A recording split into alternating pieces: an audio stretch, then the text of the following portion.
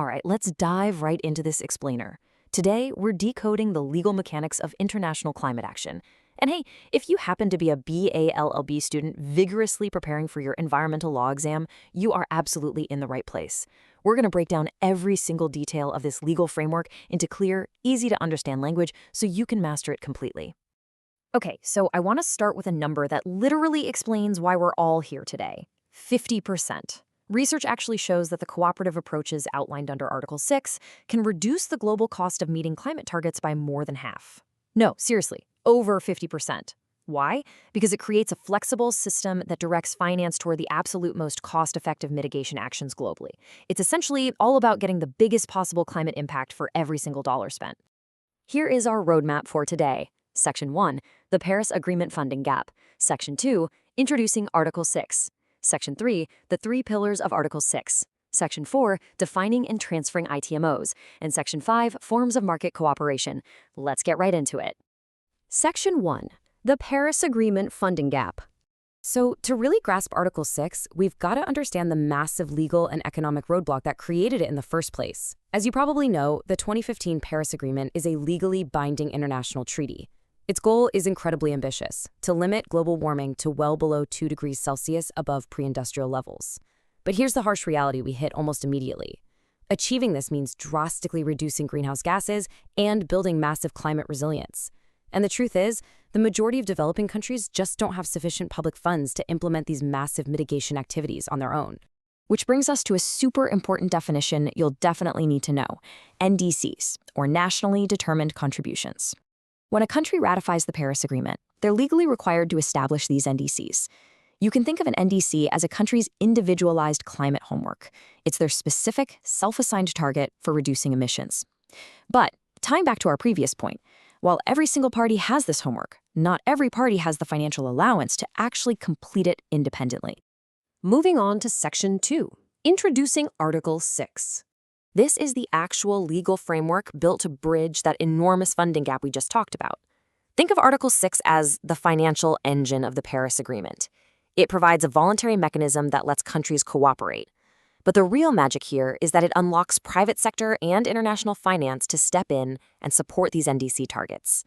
In plain English, it legally paves the way for international carbon trading. But hold on, before we can trade anything, we've got to know what we're actually trading, right? Enter the MO, or mitigation outcome. An MO encompasses any form of emission reduction that's generated within a single country. Basically, this is your baseline. If a country builds a massive new wind farm that directly reduces local emissions, boom, that generates mitigation outcomes. Keep this term in the back of your mind because it is the fundamental building block before any cross-border trading ever happens. Section 3, the three pillars of Article 6. Now, if you're taking notes for your environmental law exam, definitely pay close attention to how we dismantle this engine.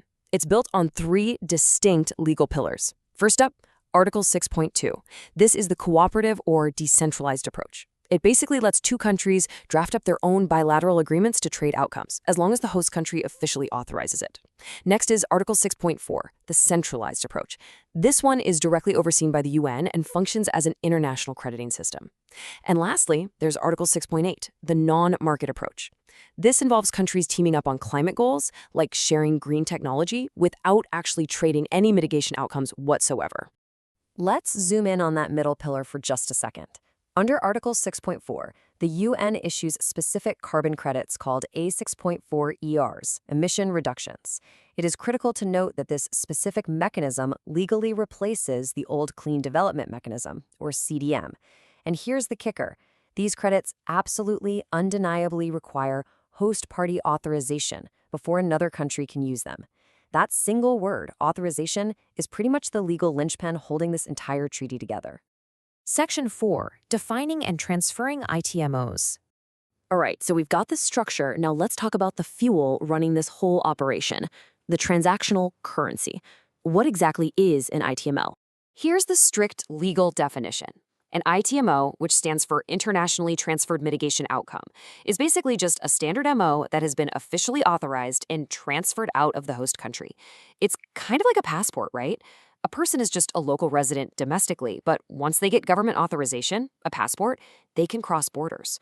Well, host party authorization is the exact legal key that turns a local domestic MO into a globally tradable ITMO.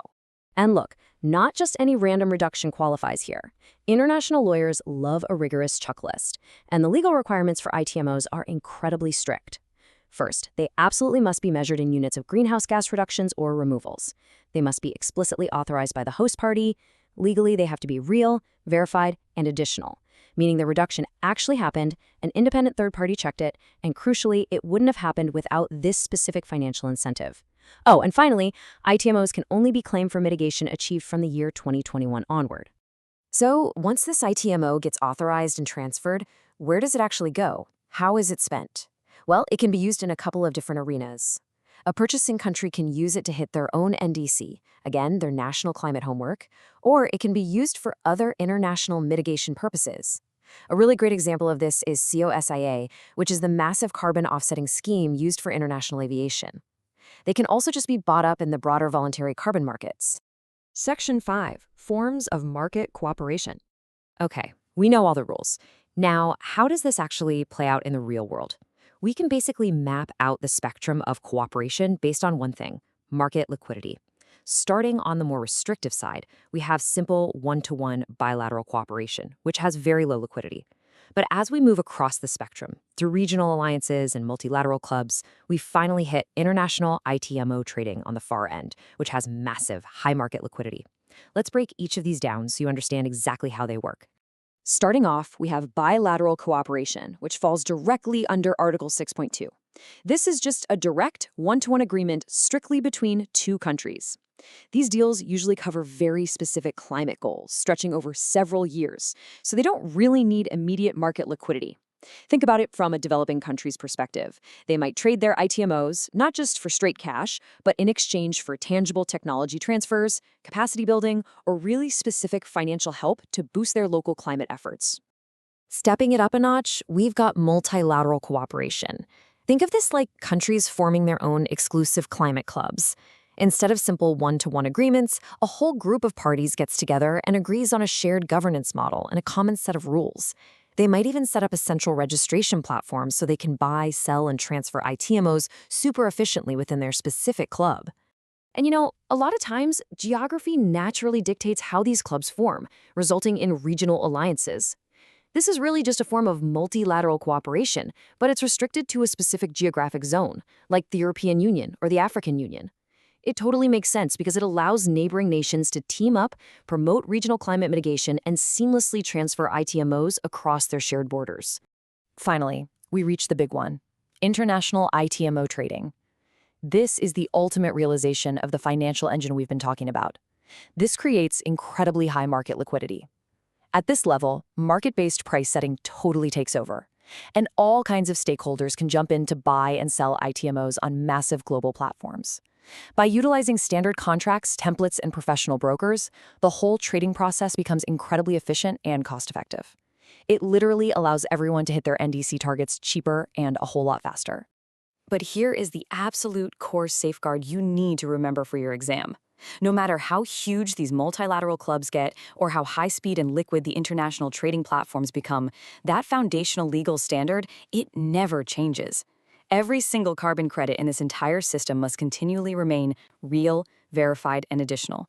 The fancy market structure simplifies how we transfer the credit, sure, but it legally never dilutes the strict environmental integrity required to generate that credit in the first place.